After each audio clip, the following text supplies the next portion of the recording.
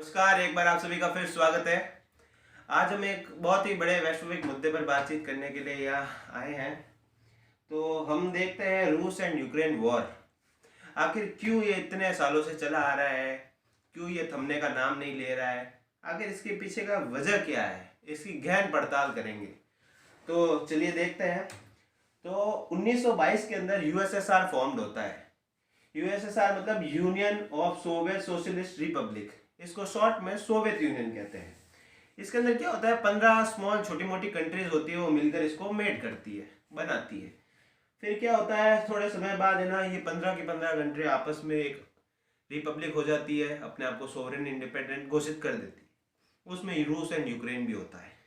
रूस and Ukraine में 1991 से 2014 तक सब कुछ सही चल रहा होता है, ठीक है, सब कुछ अच्छा जा रहा होता है। लेकिन क्या होता है कि 2014 के अंदर वहाँ के प्रेसिडेंट, यूक्रेन के प्रेसिडेंट आते हैं पेट्रो पोरोशेंको, ठीक है। वो होते हैं रशिया के सपोर्टर। रूस के सपोर्टर होने की वजह से वो बात मानते हैं रूस की, जबकि वो प्रेसिडेंट होते हैं यूक्रेन के।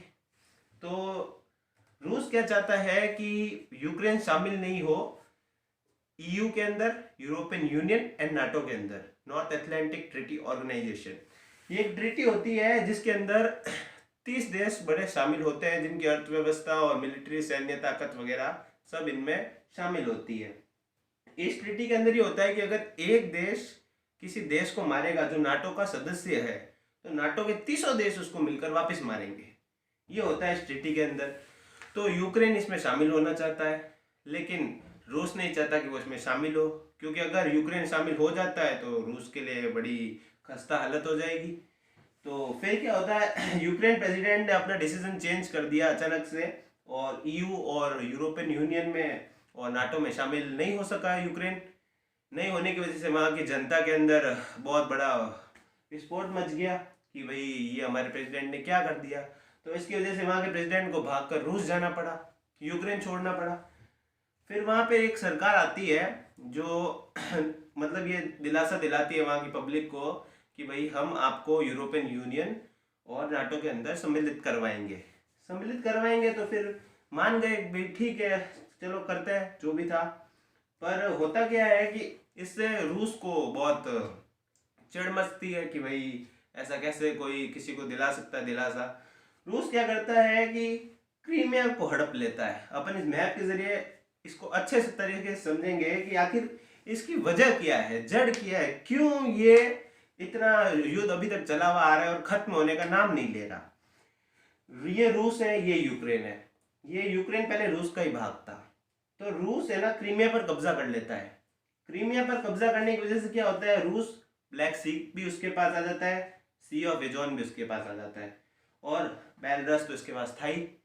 मतलब चारों तरफ से रूस यूक्रेन के अटैक करने की स्थिति के अंदर होता है।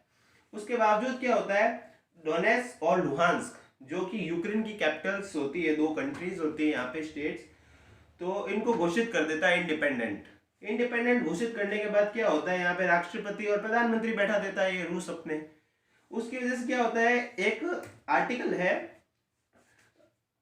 नाटो का जिसके अंदर सारी कंट्री ये कहती है कि includation countries and all NATO's country came to kill that country because this is not the enemy of one country।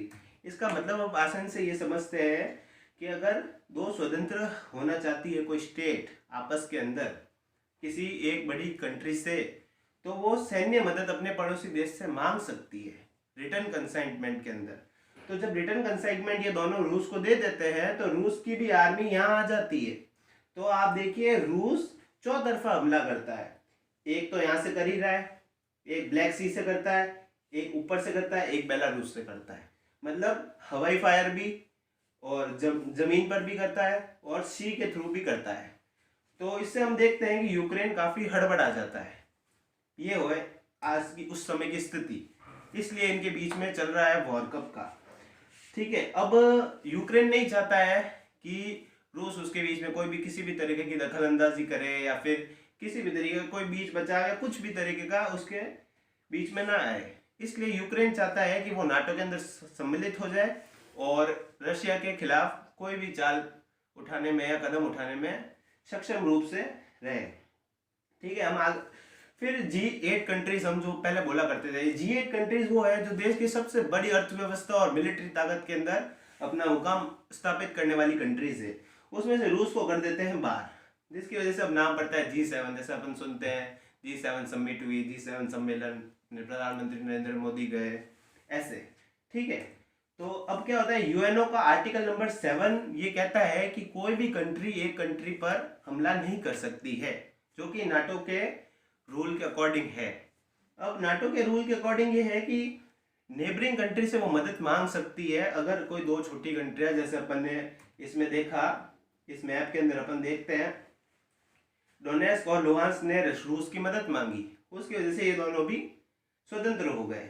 ये कहता है रूस का आर्टिकल नंबर 7। अब इसको वॉर नहीं कह सकता, इसको रूस कहता है कि ये एक स्पेशल मिलिट्री ऑपरेशन है। स्पेशल मिलिट्री ऑपरेशन मतलब कैसे भाई, ये वार नहीं है, ये एक हेल्प है, तो इसको वॉर का रूप नहीं दे सकते। तो इसकी वजह से नाटो का कोई भी सदस्य हेल्प नहीं कर सकता। इसका फायदा उठा रहा है रूस। अब अमेरिकन सीक्रेट एजेंसी CIA, जिसकी फुल फॉर्म है सेंट्रल इंटेलिजेंस एजेंसी, वो ये कहती है कि भाई रूस ने यूक्रेन पर वार छेड़ दिया। पर वार छेड़ना और सब एकदम सही तारीख पर, उसी तारीख पर वार छेड़ना तो संभव नहीं है। कोई भी देश इतना पागल नहीं होगा कि वो पहले तारीख अनाउंस करेगा फिर वो अपनी वार छिड़वाएगा करेगा। तो फिर क्या हो गया कि चाइना एंड रशिया के गुड टर्म्स इतने हैं कि रूस ने उस समय अपना वार रोक दिया, क्योंकि उस समय चल रहे थे विंटर ओलंपिक। चाइना ने कहा कि एक बार विंटर ओलंपिक होने दीजिए, फिर अपन वार करेंगे। किस पर? यूक्रेन पर मिलकर। तो उसने रोक दिया, और जैसे ही विंटर ओलंपिक खत्म होता है रूस वार छेड़ देता है यूक्रेन पर। रूस वार छेड़ देता है यूक्रेन पर, तो यूक्रेन और रूस के अंदर वही है कि पूरा वर्ल्ड वार की स्थिति में आ जाता है, न्यूक्लियर वेपन इस्तेमाल होने की कगार पर आते हैं।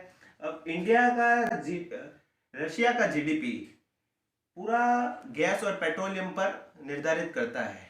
गैस और पेट्रोलियम पर निर्धारित करता है, पर गैस और पेट्रोलियम की जो पाइपलाइंस होती है वो सारी जा रही होती है यूक्रेन की तरफ से, यूक्रेन की लैंड से होती हुई जा रही होती है। तो यूक्रेन कहता है कि भाई हमको $35 बिलियन हमको हर साल आपको पे करना पड़ेगा, अगर आपको पाइप का यहाँ से सर्कुलेट करना है यूरोपियन कंट्रीज के अंदर। बाकी तो अब यूक्रेन यूरोपियन यूनियन में भी शामिल होना चाहता है और नाटो में भी शामिल होना चाहता है, और ये इसको $35 बिलियन भी चाहिए, अपना रिपब्लिकन भी चाहिए। तो इतनी बड़ी अर्थव्यवस्था वाले देश से इतनी सब चीज़ें एक साथ मांगना तो नाइंसाफी है।